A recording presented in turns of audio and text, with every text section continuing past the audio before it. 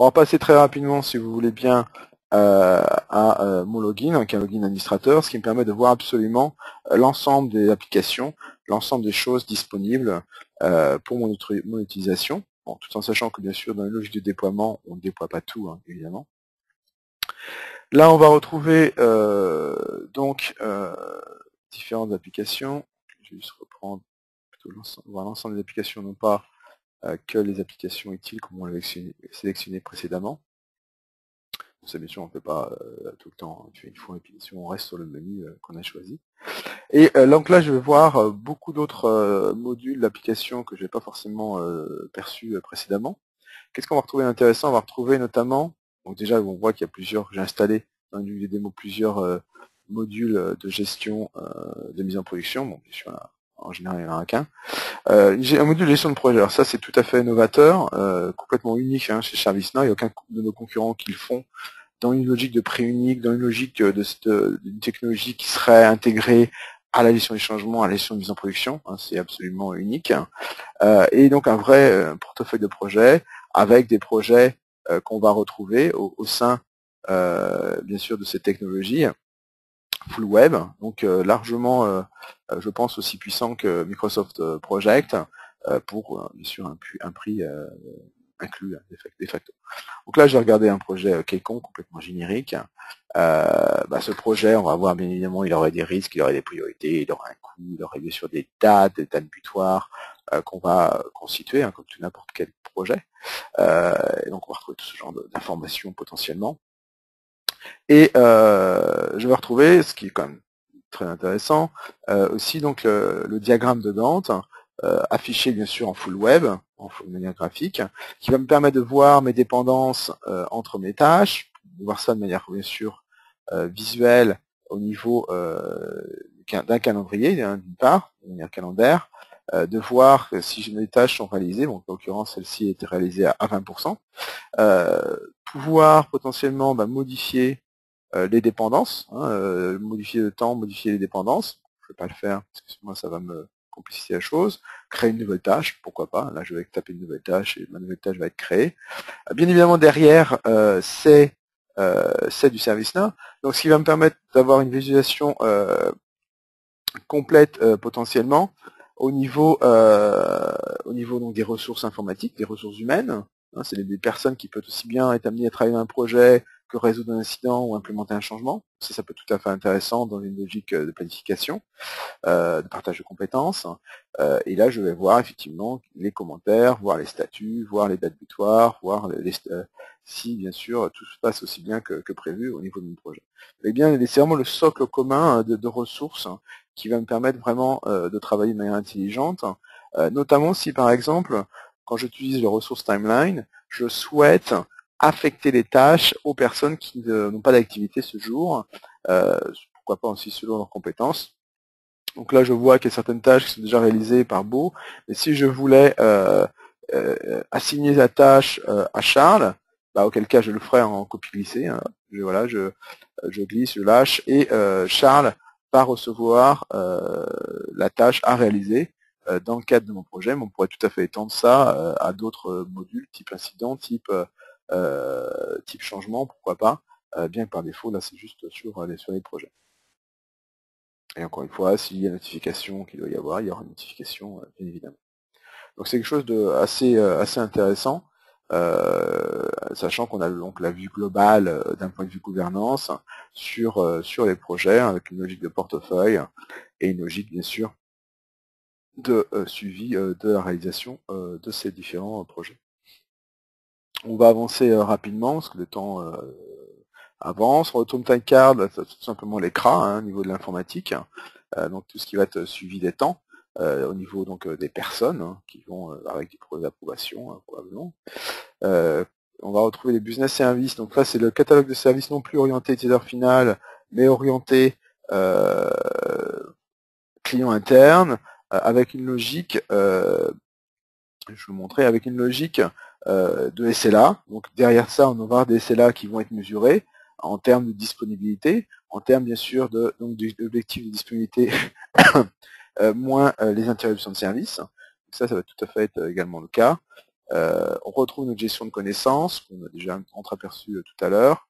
On utilise de meilleures pratiques KCS en termes de gestion de ces connaissances, de validation de ces connaissances potentiellement. On retrouve la gestion des assets au sens plus financier du terme, avec les contrats, avec les licences, avec les achats, les prix d'achat, ce genre de choses.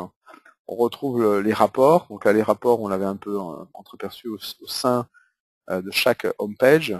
Il y a une centaine de rapports qui viennent à titre d'exemple, bien qu'ils sont tout à fait utilisables. On va retrouver donc des rapports par module. Si on en prend un, on peut se rendre compte effectivement qu'il y a une grande puissance au niveau du modèle et du moteur de rapport. La plupart des clients n'ont pas besoin de Crystal Report ou de BO, c'est très rare que ce soit le cas, sachant que je peux tout à fait customiser ces rapports pour avoir une différentes têtes, pour qu'ils puissent se voir au niveau camembert, pourquoi pas au niveau des différentes tables, etc. On peut retrouver des listes, tables pivot, calendrier, etc. Il y a beaucoup de choses qui sont possibles, sachant que je peux bien évidemment dire que ça m'intéresse, mais pour mon groupe, cette semaine, pour ceux qui sont ouverts, bon, tout ce genre de choses, et je peux le mettre ces rapports à disposition de tous en tant que gauche, c'est-à-dire en tant que quelque chose qu'on peut mettre sur notre homepage, sur notre page d'accueil. Je pourrais aussi, ça c'est intéressant, ordonnancer ce rapport pour qu'il soit exécuté tous les jours, tous les lundis matins, je ne sais, de manière périodique, de manière régulière ou une fois, et puis qu'il nous soit envoyé par email automatiquement selon donc ce que j'aurais défini en termes donc, de timing. Je vois aussi qu'il y a un portail, je vais juste vous montrer très rapidement un portail qui va me permettre d'aller au-delà de l'aspect d'une application d'IT Service Management pour avoir potentiellement quelque chose avec ma manière graphique qui ne ressemble plus à un outil d'IT Service Management, qui va me permettre de construire un intranet qui viendra se greffer bien sûr dans votre intranet corporate avec une logique notamment utilisateur final pour que celui-ci soit complètement que l'utilisation de service-là au niveau de l'utilisateur final soit complètement transparente.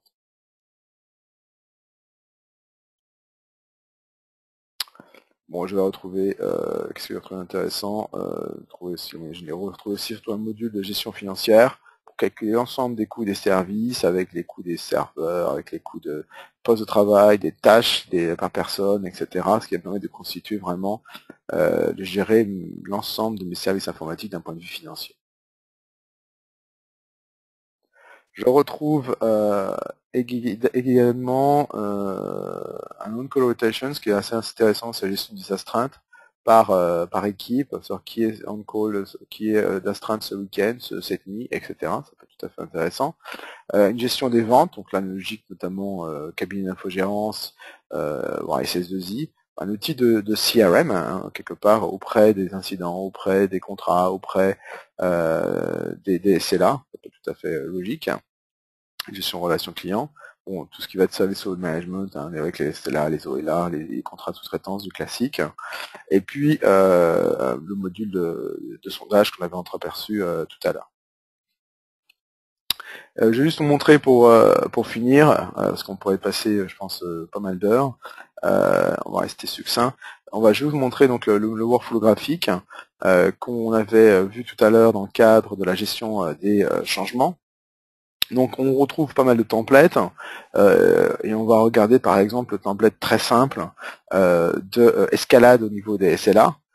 Donc là on retrouve le template, donc comme je vous disais, de livraison, de fourniture au niveau du catalogue de services. Et si je regarde le template de SLA, bon, il est très simple, c'est tout simplement jusqu'à 50% du SLA, je ne fais rien. À partir de là, je fais des notifications, 25% de plus, je refais une notification, etc. jusqu'à 100%. Et je vois que j'ai beaucoup complexifié, je pourrais créer une notification, différentes conditions autour de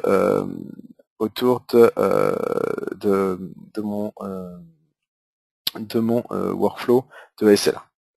Voilà, ce que je vais proposer, c'est maintenant de finir cette démonstration. On vous reste bien sûr à votre disposition, toute l'équipe du Makumo, pour pouvoir peut-être faire une démonstration dédiée pour vos besoins, vous expliquer des points techniques, sachant qu'on retrouve aussi l'ensemble de la documentation de ServiceNow en faisant wiki.service-now.com, ce qui peut être aussi une solution. Mais bien sûr, on reste à votre disposition. Je vous remercie, à très bientôt.